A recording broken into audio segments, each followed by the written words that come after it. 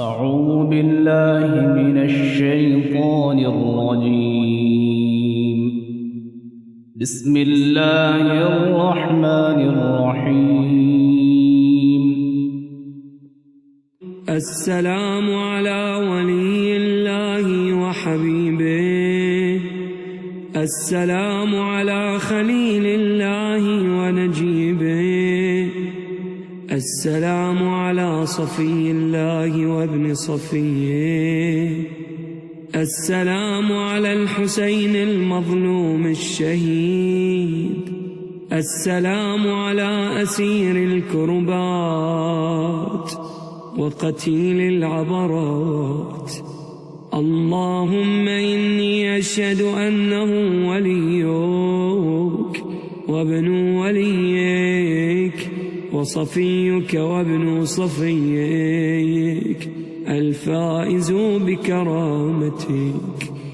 أكرمته بالشهادة وحظوته بالسعادة، واجتبيته بطيب الولادة، وجعلته سيدا من السادة وقائدا من القادة، وذائدا من الذادة، وأعطيته مواريث الأنبياء، وجعلته حجة على خلقك من الأوصياء، فآذر في الدعاء ومنح النصح وبذل مهجته فيك ليستنقذ عبادك من الجهالة وحيرة الضلالة، وقد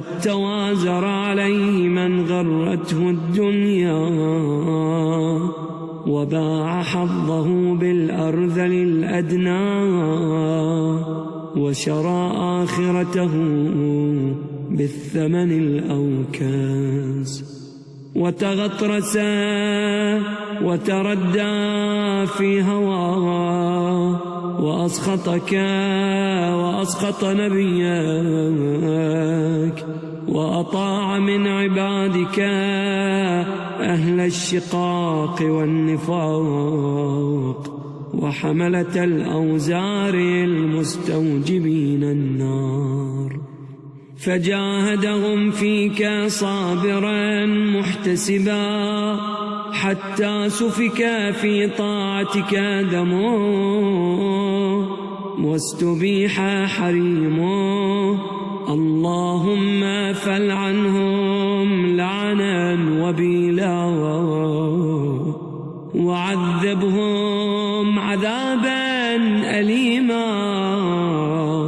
السلام عليك يا ابن رسول الله، السلام عليك يا ابن سيد الأوصياء، أشهد أنك أمين الله وابن أمينه، عشت سعيدا ومضيت حميدا، ومت فقيدا مظلوما شهيدا، وأشهد أن الله منجز ما وعدك ومهلك من خذلك ومعذب من قتلك، وأشهد أنك وفيت بعهد الله وجاهدت في سبيله حتى أتاك اليقين، فلعن الله من قتلك،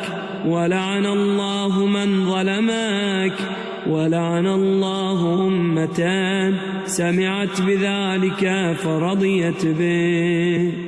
اللهم إني أشهدك أني ولي لمن والاه وعدو لمن عاداه، بأبي أنت وأمي يا ابن رسول الله، أشهد أنك كنت نورا في الأصلاب الشامخة والأرحام المطهرة لم تنجسك الجاهلية بأنجاسها، ولم تلبسك المدلهمات من ثيابها. وأشهد أنك من دعائم الدين وأركان المسلمين ومعقل المؤمنين. وأشهد أنك الإمام البر التقي الرضي الزكي الهادي المهدي. وأشهد أن الأئمة من ولدك كلمة التقوى وأعلام الهدى والعروة الوثقى والحجة على أهل الدنيا. وأشهد أني بكم مؤمن وبإيابكم موقن بشرائع ديني وخواتيم عملي، وقلبي لقلبكم سيل، وأمري لأمركم متبع، ونصرتي لكم معدة حتى يأذن الله لكم. فمعكم معكم لا مع عدوكم. صلوات الله عليكم وعلى أرواحكم وأجسادكم وشاهدكم وغائبكم وظاهركم وباطنكم. آمين رب